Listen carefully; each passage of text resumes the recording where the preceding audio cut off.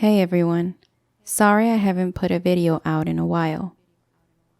I've been extremely busy, but I'm now back in the rhythm of putting more content and videos out.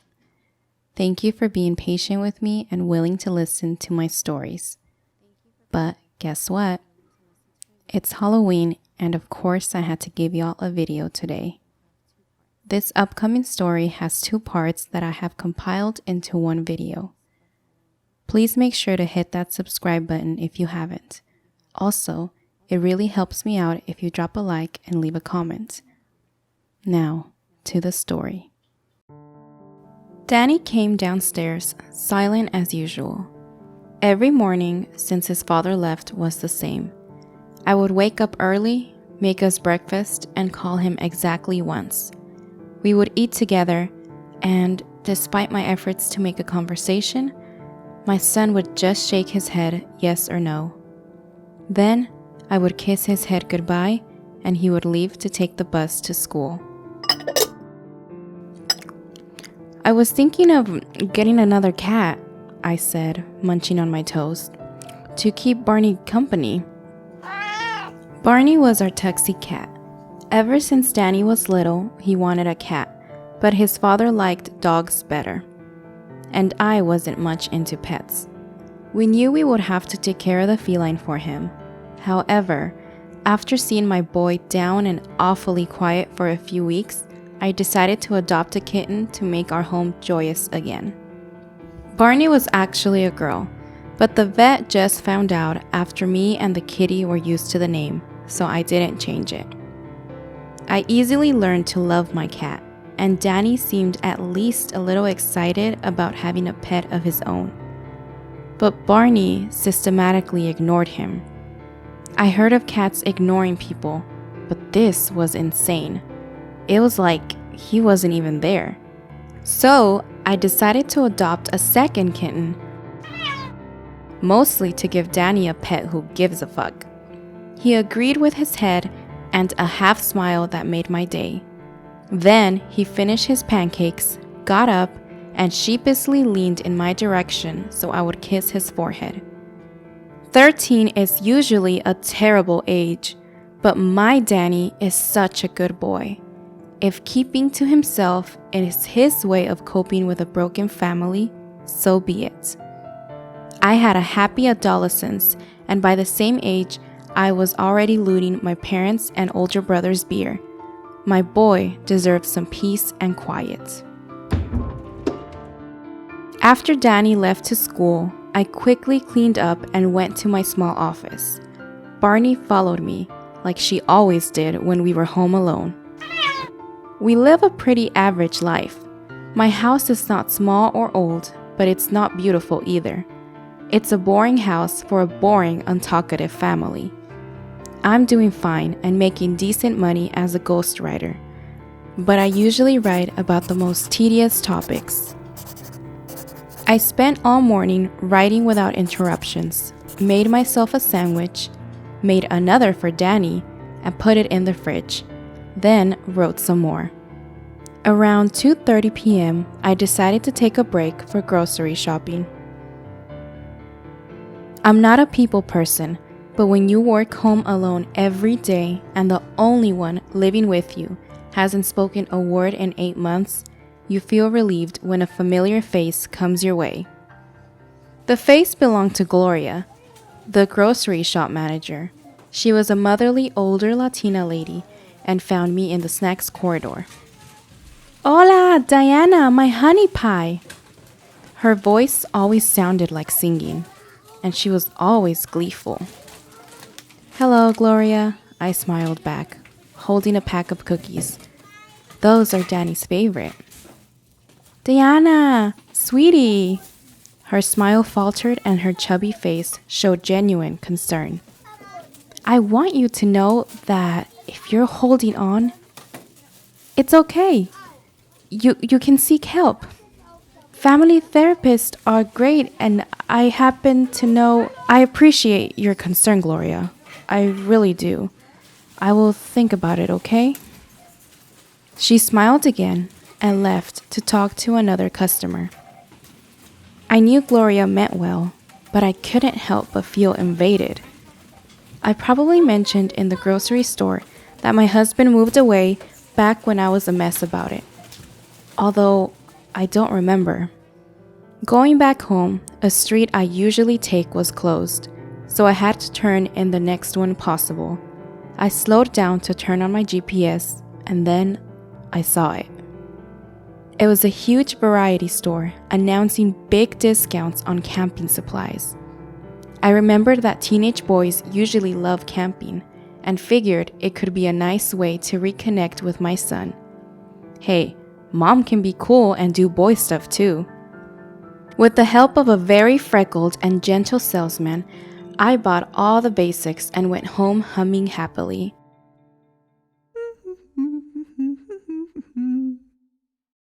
I unloaded the car, took the second sandwich from the fridge, and went upstairs. By that time, Danny should already be home. He was in his room, quietly playing video games. Gloria was right. Maybe we both should go to a therapist. It's not normal to never speak at his age. Maybe I should ask people if he is like that at school. He never had any friends over, so I'll talk to a teacher next week. Damn it, this is so obvious. It should have occurred to me sooner. But honestly, I never was the most attentive mother. His father used to take care of this stuff. I miss him sometimes. They were closer than I'll ever be to Danny. Hey, baby, I brought you a sandwich. Danny nodded and I kept on talking. You know, I was thinking we could go to a camping trip this weekend. Then the next week we'll adopt our second kitty. Danny agreed. His face was indecipherable. I wish I could say he was happy, but I didn't know. I never pressured him to talk, but I couldn't help but sigh and say, I wish you would talk to me again someday. Little did I know that he would, but I wouldn't like it. I learned from Google what I should do to set up the tent and make a fire, and then discovered there was a small forest nearby where we could go. It had security cabins in 3 points, so if someone needed help, they wouldn't be on their own. I didn't buy a lantern because I knew we had at least 3 at home. It should be in the unused room, with all the stuff my ex-husband owned but didn't take. I opened the door and found something I didn't expect. It wasn't any unused room. It was a nursery, all decorated for a baby girl.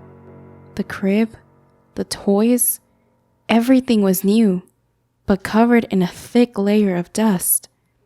Am I forgetting something important? What is happening to me? Why don't I seem to remember to have a daughter? What happened to this baby? I tried so hard to recover the memories, but they would flee from my brain. It was like trying to catch sand with your hand open. I started to feel a little suffocated, then noticed there was a faint burning smell in the room.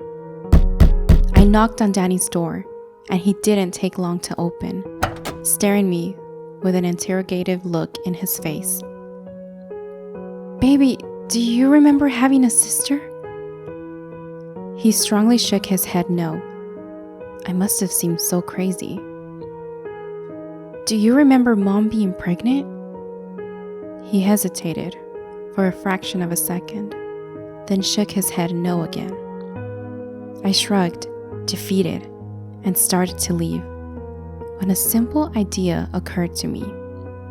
I should show him the room, so I said, "Come with me," and opened that door for the second time in at least 8 months. When we entered the room, it was just a deposit.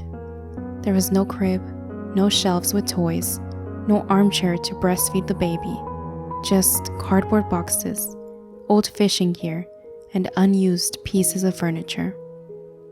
I avoided Danny's eyes because I knew he was looking at me with piercing pity. I drove for 2 hours in Saturday's late afternoon, and we found ourselves in beautiful woods.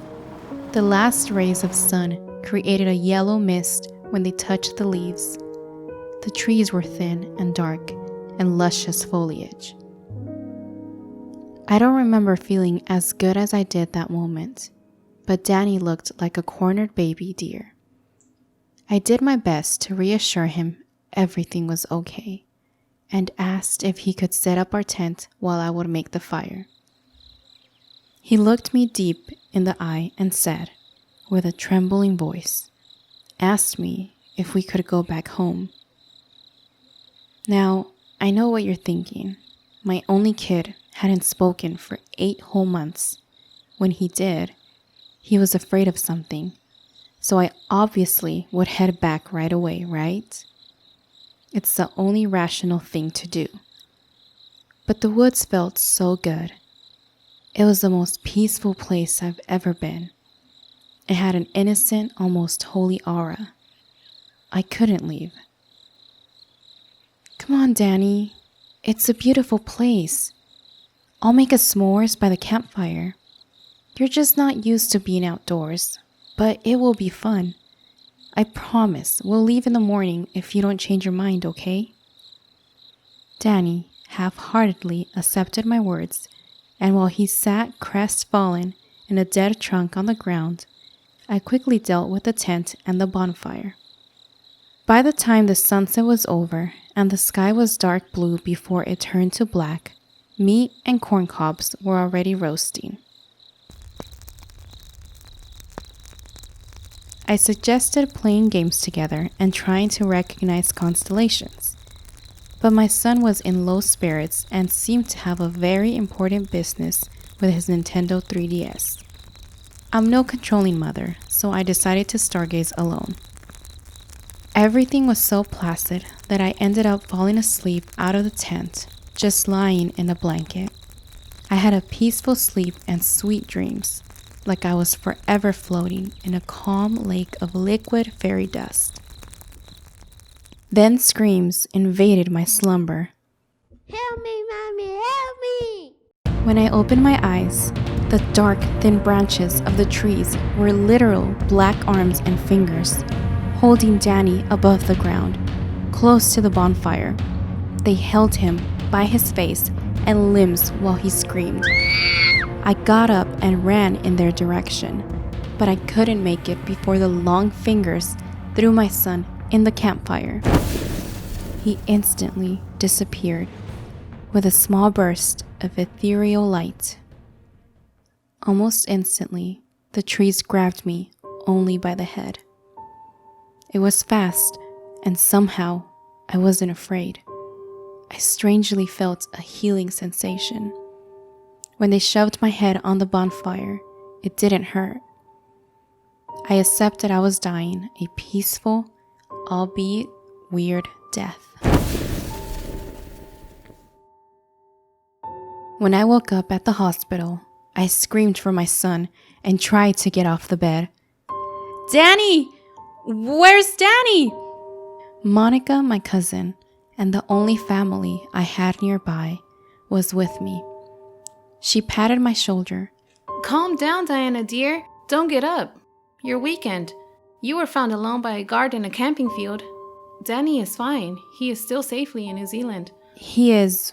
what? But I was just confused because of the IV dizziness. I knew what she was talking about. I've been living a lie. An illness-inducted lie.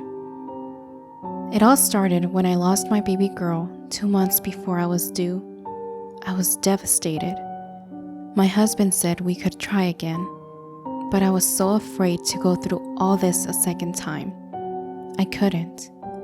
I just couldn't. I was so depressed and destructive. My husband was always a good person and a good father, but he didn't know how to handle me like that. He took me to doctors, took care of Danny and the house, but he could never understand me. He could never reach me. I was so desperate and alone. One day, he decided to burn all the baby's belongings so I wouldn't walk around the room like a ghost all day. touching the little clothes my baby girl would never wear. I was so mad. I assaulted him, beating him repeatedly. One of his eyes was dark and swollen. His head had a huge bump, and I broke 2 of his ribs. And Danny watched everything. The worst part is I know somewhere, deep down, I felt sorry. But all I could think was how I would never smell my baby. And now, I wouldn't even smell her clothes again. In that moment, I hated him. I am an awful, abusive person. That day, I was on new medication and it made me sleep like a rock. By next morning, they were gone. Both my boys were gone. There was just a note on the kitchen counter. I remember it word by word, because before I fell into the illusion, I read it 1,000,000 times. Look, Diana, I know you're in pain. That's why I won't press any charges. I don't want you to lose your job, and I don't hate you. But I can't let Danny grow up in such an unhealthy environment. Our baby daughter is dead, but he's still here, you know? He needs his parents. He will be safe and hopefully happy with me and my family in New Zealand. I don't want him to learn that someone can beat the shit out of their spouse and still get to be with them. Please, never try to contact us unless we reach for you first. After that, I started to dissociate. Dear God, my cat Barney was eating all the food I made for Danny. That's why she's so fat. That's why she doesn't give a fuck about him. That's why Gloria was worried. He never talked because he wasn't there. And he only ever talked when I got close to uncloak the truth and my mental illness didn't want to let me go.